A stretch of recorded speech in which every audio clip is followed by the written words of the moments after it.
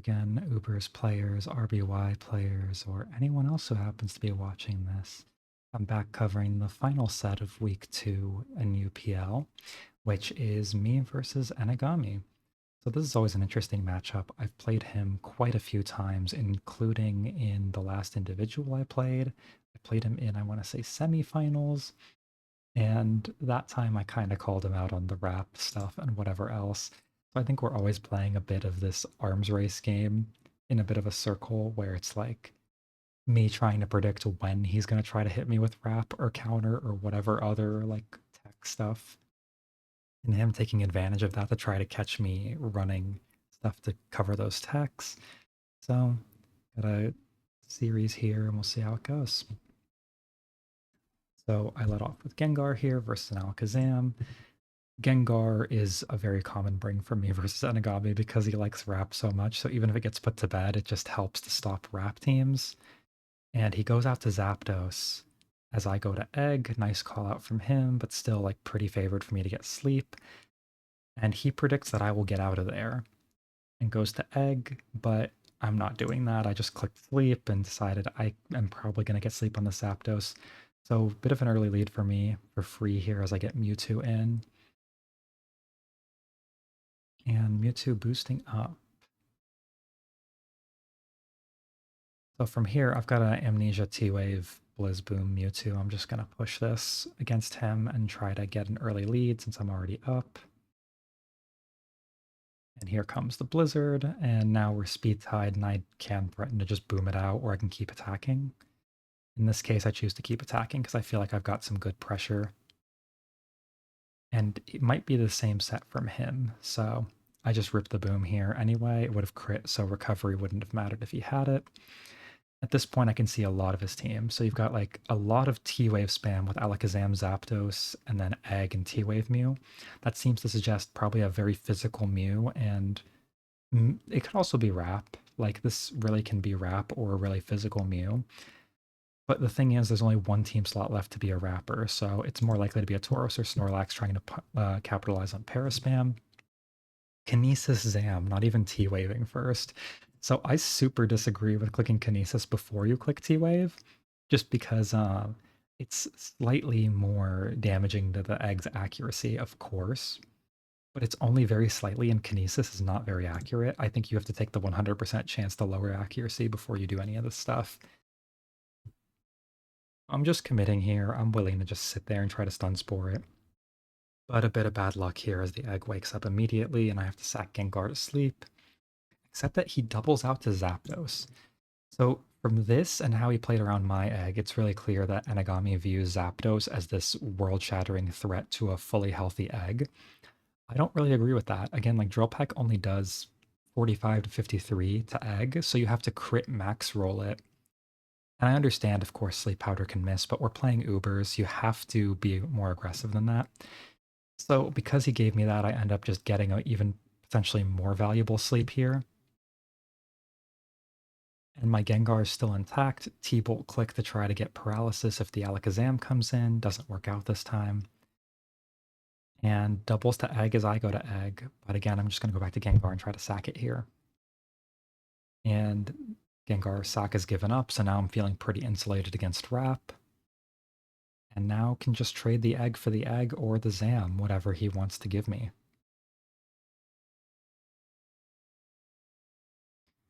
It's going to be a bit slow because egg wars always are. Doing 12 to 14 per psychic click is not the most conducive to this being quick. And ultimately at this point, I'm thinking I just care about getting damage on it. I don't really care if I paralyze it. Zapdos will clean up either way. His team is looking really weak to Zapdos, and Gengar plus Zapdos, good combination to stave off Wrap, which doesn't seem to be the case of what he brought here, but I liked being safe against it, and they're both good Pokemon in their own right. Psychicking again because I'm thinking he might just be trying to clear off the special drop and go back to the egg. But once he doesn't do that, I decide I'm going to go Zapdos and get some more pressure. Here, I think I could have Drill Pecked pretty freely. Ultimately, like if I let it burn one more sleep turn for a little bit less damage, it's not the biggest deal in the world, and I wouldn't have let the egg in. But at the same time, I have my own egg in back. I'm not too scared of going to that. And I have a Cloister, so I just brought a bunch of like good Pokemon that were intended to keep off the two things that I feel like he brings the most, that being Wrap and then like Paraspam. And just gonna keep switching around and looking for chances to get off like a Boom, get some para out there. And I still have a fully healthy Zapdos, which is a massive threat to what he's got left. Another Psychic through on the Zapdos, chipping it down. It's probably gonna wake up soon, but ultimately I still have a Zapdos, I still have a Mew, I still have a bunch of stuff. And this time, again, I predict that he is not going to stay in and burn the turns and let me get another Zapdos entry. So, egg chipping this down, and now that this egg is below 45, I have no fear of it because my Zapdos will clean it up regardless. So I just rip the Boom, and it doesn't really matter to me, but maybe the Gengar wakes up later on a one-turn wake, and that would give me a pretty good advantage. Here, Cloister in, just predicting the Lax to come in and looking for a chance, but gonna go to Mew and try to T-Wave this through the Kinesis. And a little bit of luck going my way here, because that's definitely not, it's like a coin flip to land that, really. But I do it twice, predicting that he's going to go to Snorlax on the slowed down and accuracy impaired Mew. So I think those two T-Waves from here pretty much should win me the game, because what's going to come into Cloister, really, it's just a paralyzed Zam that could get crit out of the game or paralyzed once out of the game. Tough situation to be in. A lot of Zapdos entry points, a lot of Mew entry points, and way less threat with that Snorlax now paralyzed because now Cloister can check it so easily. And of course, Mew does a lot more damage to Zam than Zam does to Mew. That immediate crit as I just attack, predicting that maybe he might switch out, and I don't want to give a chance for him to just get in freely. And now from here, just T-Waving the egg, I don't think it's going to boom at this point, so I figure I can get away with it. T-Wave, then go to Zapdos. Unfortunate crit, but ultimately, like, Zapdos is in at this point. Drill Peck going to come out and take out a Pokemon. Could have gone to Lax, but I think that he knows he needs to preserve the Lax health to have a chance here, and I'm surprised that the Mew hasn't come out yet at this point. At this point, I'm going to pivot through Gengar, not just let my Pokemon get blasted for free, try to bait an Earthquake, but he's probably still not going to Earthquake because it hasn't been sleeping for any turns. But ultimately, I just wanted Cloister in, do some damage, and then boom. Unfortunate Blizz miss. Now I'm kind of just pushed to just rip the boom immediately, but I think that he might catch it. So I Blizzard again, free Executor. So at this point, I'm thinking, this could be like a Hyper Beam Mew or something. It seems fairly reasonable to be like Swords Dance Hyper Beam and just trying to get a para off on it before I can do that, but no such luck on the speed tie. And now this game is scary, but I'm going to go to Mew and try to T-Wave it so that I can get out of the situation. T-Wave EQ is pretty scary, and I'm definitely now in trouble at this point because of that speed tie loss. And Hyper Beam comes out. And now I'm just like, maybe this doesn't have Earthquake. Or maybe I wake up. Who knows? But not so lucky here on both counts. So, bit of a outplay from Enigami in team building where he definitely had the right idea of what kind of things I would bring to stuff Wrap. And I thought that was a nice setup with the Zam, Zapdos, T-Wave, Mewtwo to set up Mew to win. Ultimately think this could have very much gone my way had like one or two things like that speed tie gone the other way, but that's Pokemon. And ultimately, I think he played the odds at the right time to win this game. So nicely played. And we'll jump into game number 2.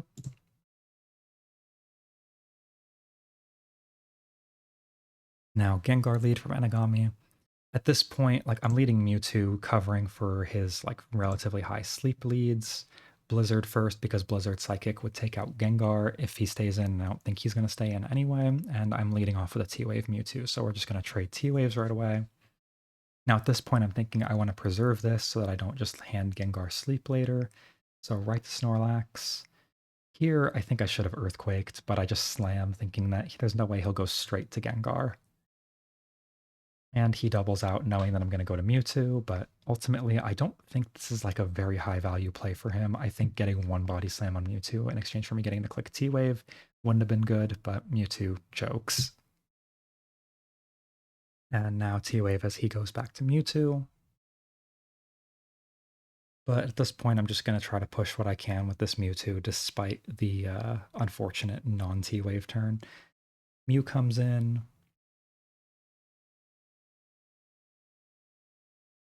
And I just immediately boom it, because I don't think he's going to go to Gengar again immediately, and I just want that Mewtwo gone while still sleep blocking here. Now I go Executor thinking I have Mewtwo to bail out to if he goes for Hypnosis, and I thought he might try to double again, so I just stayed in. But definitely lucky for me that he missed the Hypnosis. I don't know what his plan was if I did go to Mewtwo on a Hypnosis and get a free entry. I feel like that would have been really bad for him. But Mewtwo in again, a nice double from him to get some physical pressure on me, but I'm going to go straight to Snorlax. At this point from his team, when I see this, I'm thinking this is probably not going to be Wrap again. Hopefully not going to be Wrap again, because there's a Mew and one other Pokemon here, and I don't think that Gengar plus Egg is enough Wrap support at this point, having seen what the team looks like, even with the T-Wave Mewtwo. So I'm thinking, maybe there's like a Mew win con again. But here, I managed to just get the Snorlax in and try to even things up a bit, and here I'm threatening Boom. I just Hyper Beam in case the Gengar comes in, because I figure this is enough damage on the Lax. It still probably would have been better to just Boom it, but here I've got a lot of pressure from Egg again, and from Zapdos. So I'm going to push a little bit. And now he's forced to send the Mew into Zapdos, which means it's going to get T-Waved, which means immediately that it's way less of a threat than it would have been in the last game, no matter what the set is. Now, 2 T-Waves makes me start thinking, okay, maybe there is like a back Vic or something like that, a Victory Bell, just trying to win the game that way. But it also could just be desperation here. But the Boom pretty much sells that there's going to be a last Mon win con. So, bit of a disadvantaged situation for me for sure. It's pretty hard to avoid getting Boom by this Egg and then being behind. There's the Boom. But preserving 2 Mons, I still have an out here. And it's a Kuno last, which of course is a win con. And I'm thinking, okay, I've got Egg here, I still have outs. And I stun it, and this is where I'm starting to think, okay, maybe I'm not screwed here. Immediate Boom, because this is actually a positional play. Like, if he goes to Gengar, he's just giving me a free turn with my own Kuno here, which is really good for me. So that's the thought process. If he stays in, I get to Boom the Kuno, and then my Kuno comes in and cleans up. If not, then I'm going to get to do this, where I'm going to Ice Beam it twice, I'm going to Agility on the last turn, and then clean up. So again, my team here, I guess I didn't really have to Agility anyway, but I probably should have. So ultimately, the idea with my team on this game of the set was Zapdos plus Kuno covers for all of the wrap stuff. My Kuno gets lucky here, but ultimately this was almost unwinnable for him. He would have had to get a crit and then survive 2 paralysis and rolled high enough on the blizzards. So it works out in my favor here. But ultimately the idea was just like a bunch of booms with the first few Pokemon and then leave it down to Zap Kuno to clean up against Wrap, clean up against Mew sets, which a lot of them just don't have answers to both of the birds. So ultimately works out in my favor in this one, and I win it. Last Mon WinCon Articuno with like 5 boom users makes a lot of sense too. It's a pretty typical structure in Ubers to run 5 booms, then put like a a Slowbro or an Articuno in back because they both can sweep through a lot of stuff. But in this case, him going to the Kuno and giving me a chance to paralyze it was where this kind of went off. But ultimately, it's not like he can go to Snorlax, so there's not really a play there beyond hope that I miss or that he crits. I do think he should have clicked Ice Beam on the Executor to guarantee that he wouldn't miss. The damage didn't really matter. But works out here, so 1-1 tied back up and into game 3. Now at this point, I'm thinking there's 0 chance he doesn't try to wrap me in game 3. So another Gengar lead covering for this. And this time I stay in thinking he might try to double out. Lucky for me, I get the 45% and get the Hypnosis anyway. And then I just start pushing with Gengar, which Not sure it's necessarily the play, but I kind of figured I can click a couple T-bolts, see what comes in, maybe boom something depending on what he wants to send at me. And finally, I go to Cloister thinking he's going to go to something physical or to an egg, and either way, I'll be faster than it. So now I see Zam, Cloy, and Snorlax. I'm thinking there's a good chance that there's one more Wrapper and then two T-Wave, Boom, Mew, and Mewtwo. Because for Enigami, I feel like when he runs Cloister, it's less of using it as a defensive piece for its own merits and more of just thinking like this guy can click clamp once I get some paralysis off. Not 100% sure what the Snorlax is doing here, but it does help just boom stuff and get some progress to free up Wrap. Wrap does kind of rely on getting a few booms or something so that they can't just tank the Wraps infinitely on the other side. So here, sending Mew to try to bait the Cloister to get out. And it got me going to his own Mew is interesting to me, but I guess like that confirms as well that this is just going to be a T-Wave Boom Mew that is trying to push some pressure for Wrap to win. And at this point, I'm just going to Executor because it's already not going to stop Wrap anyway, so let's see what I can get with it. No Stun Spore. Here comes a Blizzard Mewtwo for sure. So going to Mew just to try to T-Wave some of these back. I'm expecting to trade T-Waves here. And the thing is, on this team, I did have a barrier too, which I figured is pretty safe into Wrap, even though it'll be slower because it'll inevitably get T-Waved. It should win because the Wrap does like no damage and they're likely to miss. So finally get the T-Wave off, but I'm not going to get a chance to get anything else here thanks to that paralysis. So go to Cloister on a Blizzard, try to clamp and force it out. Or just pivot to Mewtwo. So at this point, I was thinking about like getting the barrier set up a little bit, and just going hard Mewtwo is one way to do that. So para, and now I'm a little scared because now I'm thinking, oh god, I could get boomed out. So back to Cloy. But it's down to 2 Blizzards, so that boom pressure is coming where it's going to have to click it at some point. And aside from Mew, there shouldn't be anything faster than Cloister on this team. So getting a little more pressure. Enigami trying to wake the Zam on clamps. Not so sure that's really going to work. Clamp would have done a lot of damage anyway. And I miss a Blizzard. And this is where I make what I think is a pretty big mistake by booming this. I could have gone for clamp and tried to put it in range before booming it at least, or just held on to this Cloister. I don't think I needed to do it like this. And so now begins my least favorite part of this match. Now that I recall it, I'm going to go to normal speed because we're about to see a lot of clamps hit in a row. This was definitely, when I was playing this match, I felt myself getting tilted because it just kept hitting and it's only a 75% accurate move. So Gengar simply refusing to stop this Cloister. Egg not being able to do much either, so I'm just like tanking clamps by switching back and forth to run it out of PP because I don't really see much else I can do here. I think this definitely was some mismanagement on my side. I think the first couple weeks of UPL I played more shaky than I did in later weeks. But right now I'm just switching through clamps. It has hit 12 times in a row at this point, 13. I want to say it's about a 1% chance to hit 16 times in a row, and that's exactly what's going to happen. But ultimately, I'm still pretty confident that as long as I get one turn of barrier set up, I have probably won this game. And Egg is going to kill the Cloister off after it gets forced to Blizz. After running out of the clamps. Gonna go to Gengar here. And I was trying to bank on him thinking I would pivot off of the Gengar again. But ultimately, I do need to sack Gengar to get an opportunity here, and I'm treating Mewtwo as the win con. Even though I know there's Wrap in the back, and it's a bit scary trying to get that first setup turn. But quick counter, and then I go to Executor trying to catch Boom. And if he wants to go to Zam, I'm looking at this and saying, perfect, this is my chance to set back up. Unfortunate para, but he's trying to push with Amni Blizz Mewtwo, so I'm going to Amnesia back to give myself a little bit of a safety cushion there. And then barrier up, and at this point I'm thinking, okay, I've won this game. There's nothing he can realistically do about this. Mew's not going to stop me. Snorlax isn't going to stop me. I'm boosted up, and I'm safe here.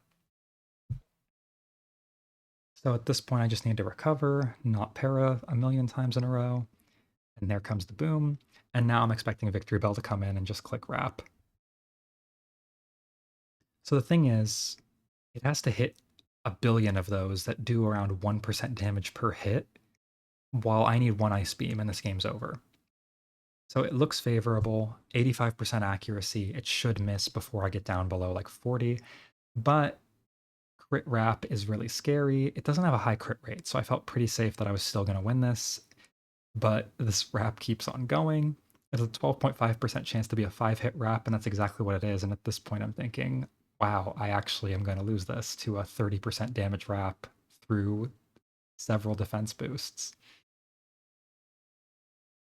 So unfortunately, Mewtwo, not Mewtwo choking, but really Victory Bell and Cloyster hitting every single wrap, which is definitely against what people think of Victory Bell. I know my Victory Bells don't do that. I think that the idea here with Garcloy and Barrier 2 looked good for me, but at this point I'm scared of like a boom into anything else can push through my Mewtwo.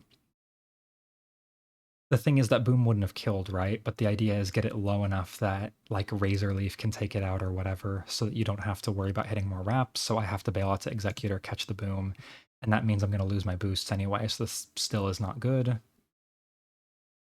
And here I'm just thinking, if I can dodge one wrap in like 2 at this point, maybe I still have a chance.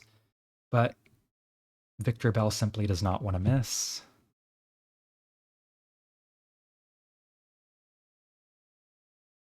So this is going to keep going for a little bit, but the end game does get quite funny despite that.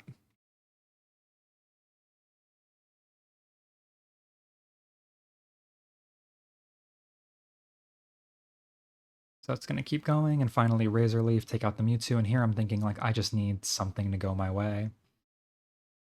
Clicks Wrap again, not wanting to risk a Sleep Powder miss, but I'm really treating it as miss one Sleep Powder, give me the game. And finally, after 16 consecutive clamps and 9 wraps, the 10th one misses. And I get a Paraslam, and suddenly I have a game again because Hyper Beam can kill that, so it has to sack Alakazam. In comes Mew. And now this is where I think Enigami really messes up the game, actually. Here I'm thinking, like, the Victory Bell is paralyzed. It's a non-threat. I'm not in a hurry to take out this Mew. If it's not going to have Hyper Beam. If it has Earthquake, it's not even 2-hit KOing Snorlax. So I'm not feeling under pressure to boom it right away. I'm thinking my Mew, what's going to happen is my Mew doesn't have recovery here. I'm thinking I'm just going to boom it on the Victory Bell and take the tie after my Snorlax manages to catch the Mew out. But what ends up happening is because of this sequence where he goes to the Vic and I slam it, the crit is lucky, but ultimately he couldn't have switched the Mew back into a body slam. That would have been even worse. So as soon as he switched, he gave me the Vic, thinking that I was going to boom that early. I'm not.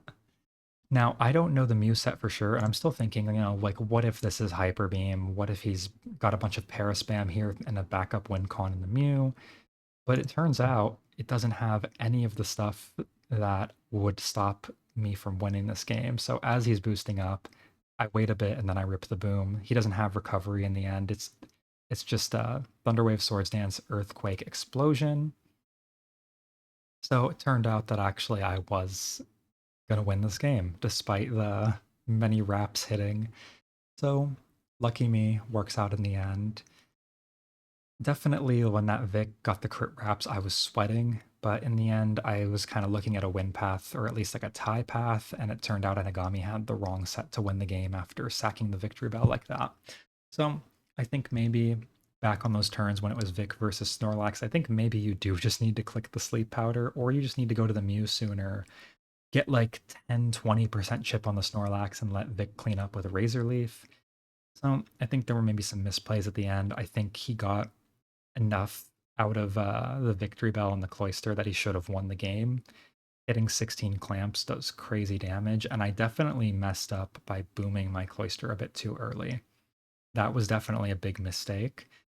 I think on his end, he shouldn't have let me set up Barrier 2 so easily and trusted in Vic to get through it, because odds-wise, I would say that Vic probably had like a 1% chance at best to get through that Mewtwo, and just everything went right. So ultimately, I brought anti-wrap 3 times, waiting for the wrap to come out from Enigami. I thought it was very smart of him in game number 1 to not just give up the advantage by running wrap right away and running a team that maybe did better into what I had. EQ Hyper Beam Mew definitely punished me really hard game 1, so I really like that call from him.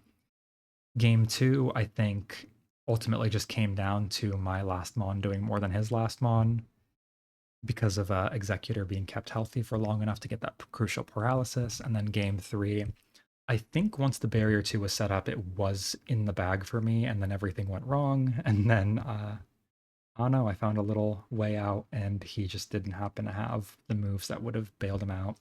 That and sacking the Vic. So, works out for me. In the end, I take the win, and that's the end of this set.